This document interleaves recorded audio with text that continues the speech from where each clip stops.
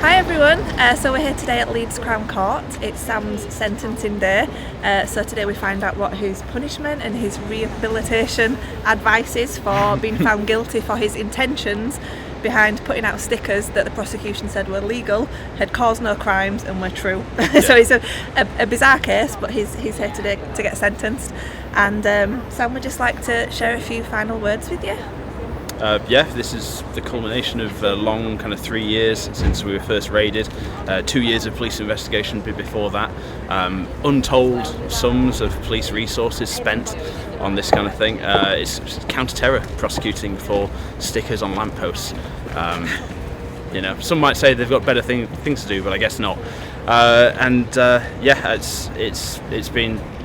It's been tough, but we're here now and we're finding out what's going to happen today. I've packed a bag in case the worst happens, got a few books, clothes.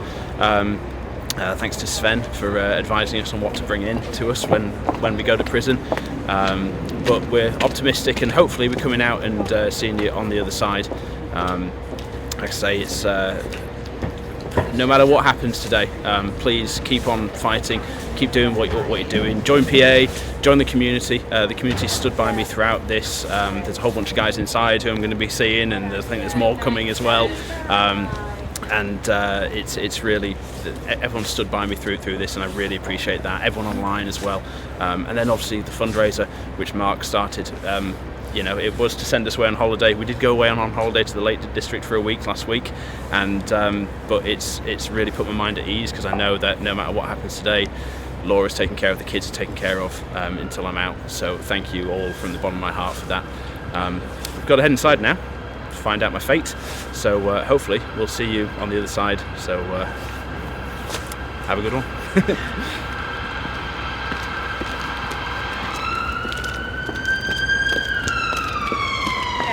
So Sam Melia has been sentenced to 2 years in custody. The probation report recommended that he was no risk to the public and that there was no likelihood of reoffending over the next couple of years. The probation report recommended that he get a community order, which would mean a certain amount of hours of unpaid work. However, the judge said that he needed to have an immediate custodial sentence because it acted as a deterrent to other people. So basically, I'm sending Sam to prison because I want to deter other people from doing this. So he's got 2 years in custody. Worst case scenario, he will serve around 12 months of that in custody. However, if everything goes in his favour, he could be out in potentially around 8 months. Because he is like the bottom category of his crime, it's likely that he will go to a category D prison, which will mean that he will get day release so that he'll be able to be out and about during the day anyway, but obviously that won't be for a few months. So 2 years, you could have suspended it, but the reason that he didn't suspend it was because he said it needed to act as a deterrent to other people. My thoughts are, at the minute I'm very angry because he's been convicted for his intentions behind stickers that are legal, and also no crimes have been committed because of these stickers, and also they're true. One of the reasons why he got the 2-year sentence as well was because the judge said that it was a particularly sensitive social climate because grooming gangs were in the news. And Sam was talking about grooming gangs, and he was like, that makes it sensitive to talk about it. Well, you're not going to talk about it if they're not in the news either. That doesn't make sense. So yeah, whatever happens, we'll deal with it. I just want to say that I don't want cuddles, I don't want condolences, I don't want thoughts and prayers. I want people to get off their arses and fill the gap and the void that Sam has left. Sam will be hopefully out in about 8 months. He's not leaving this struggle, I'm not leaving this struggle. If you can't be face out, that's absolutely fine. There's things that you can do behind the scenes. This is why we do what we do, because our people are persecuted for standing up for their own interests.